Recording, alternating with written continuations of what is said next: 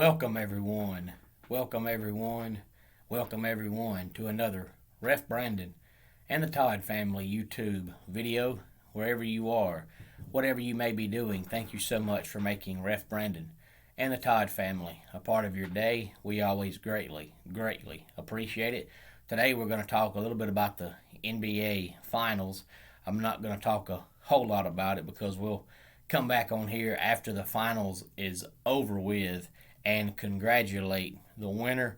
But it's looking like right now it's going to be the Phoenix Suns. They're up 2 games to none right now in the NBA Finals over the Milwaukee Bucks. Game one, the Suns pretty much had in the bag in the first quarter. They only won by, I believe, 13 points, but they had the lead from start to finish. There was never any doubt. Game two was a lot closer. If you look at the box score of Game 2, I believe the Bucks actually outscored the Suns by 3 in the first quarter and by 1 in the third quarter. And then the fourth quarter, both teams scored the exact same amount of points. The difference in Game 2 was the second quarter where the Suns scored 30 and the Bucks only scored 16. So Game 2 was a lot more competitive. Even though the Suns won by 10 points, it was all because of quarter number 2 when the Bucks just couldn't make a shot. But the Bucks showed against the Hawks how much talent they actually have because, as we know, Giannis didn't play in Games 5 or 6. And in both those games, Jrue Holiday scored, I believe, 25 plus. In Game 5, Brook Lopez scored 33, I believe, and Chris Middleton in Game 6 scored, I think, 37. And then Bobby Portis in Game 5 also scored like 22. So they have some ball players that can score, but when Giannis plays, Holiday will get 12, Lopez will get 6, Connaughton will get 4, Lopez will get 8, and they just rely so much on Giannis to put up 45 or 50 in every single game. If they would quit relying so much on Giannis and each person can go out there and put up 15 plus, they could be so much better, but they just rely so much on Giannis.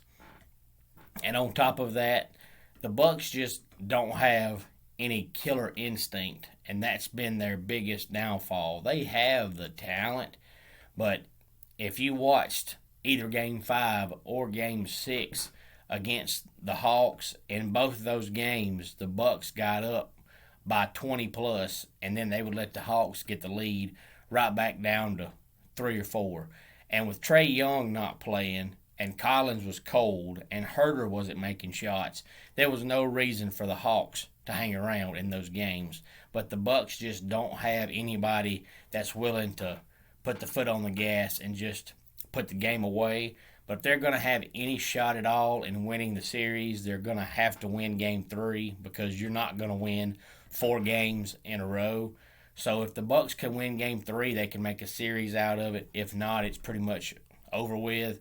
But I will be glad if the Suns win it to see Chris Paul finally get a championship. As long as he's been in the league and as many good things as he's done, he is a true point guard, which is something you just don't see in the NBA anymore. And I've always been a big fan of Chris Paul, so I will be glad to see him get a championship if the Suns do indeed win the championship. A lot of people are saying they're very lucky because we know when they played the Jazz, Donovan Mitchell played, but he wasn't 100%.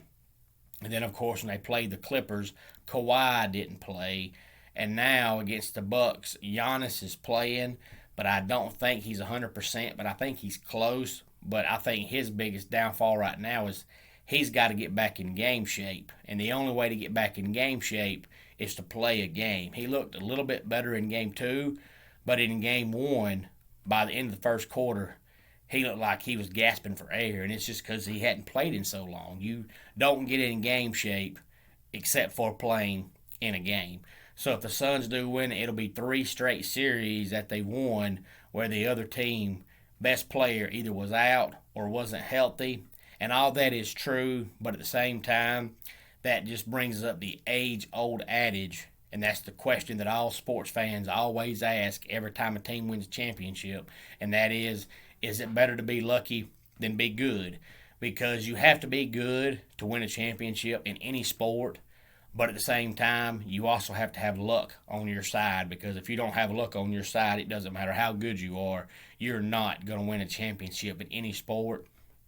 So all those things are true, but at the same time, I do think the Suns still have an excellent, excellent roster.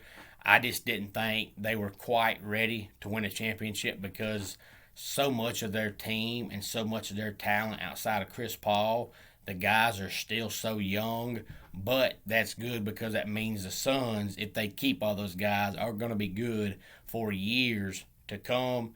So I will be excited to see Chris Paul win his first championship if the Suns do hang on. But let's just hope the Bucks can win Game 3 and at least make a series out of it. Even if the Suns do win, it's better to see it go 6 or 7 games than the Suns to win in a 4-game sweep. If you're a basketball fan, nobody wants that. There's still the rumor going around that Kawhi Leonard is going to go to the Miami Heat. We'll have to wait and see if that is true. But I know a lot of the NBA insiders are saying that Kawhi Leonard is the biggest cancer in all of basketball. And I do think there's some truth to that, because you look at how good he is. He is a true bona fide superstar, but nobody wants him. And for him to be that good and for nobody to want him, there has to be something wrong. I know he left the Spurs because he said he wasn't healthy, and he tried to say the Spurs doctors wanted to make him play. The same thing is going on now with the Clippers, but you look with the Raptors. He went to the Raptors, and he helped them win their first championship. And before they finished even celebrating, they were saying, Kawhi's not coming back. So if a team is ready to get rid of you when you're healthy, right after they win a championship, and they're not finished even celebrating, and they're already saying you ain't returning, there has to be something to that. So Kawhi is a good player, but obviously he is a cancer in the locker room. But the rumor is he is going to the Miami Heat to team up with Jimmy Butler. We'll have to wait and see if that turns out to be true. There's also still a rumor that as soon as the NBA Finals end, the Philadelphia 76ers are going to trade Ben Simmons. I think they've waited too long to trade him. I think his stock has dropped because of the fact he can't shoot. I think they should have traded him about 2 years ago. But I do think somebody will take him because of how young he is. I just don't know if the 76ers are going to get a good return on the investment trading a guy that's making $32 million a year. When you trade somebody that makes that kind of money, you need a pretty good return on the investment, and I just don't know if they'll get that. But if not, it's their own fault for giving a guy a contract where he's making $30 million plus a year when he can't shoot. And as a point guard, you need to at least be able to shoot free throws. And he flat out just can't do that.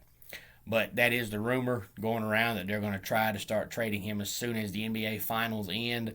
And the New Orleans Pelicans are still searching for an NBA coach.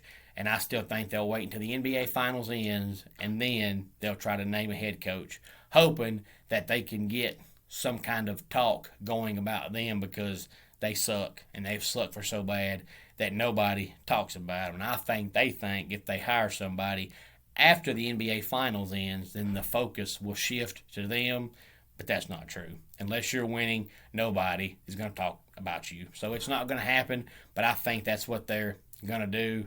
And like I said, we'll come back on here when the NBA Finals are over with and complete, and we'll congratulate either the Bucks or the Suns on winning the 2020-2021 NBA Finals. I don't trust stairs. They're always up to something. And that is your dad joke of the day.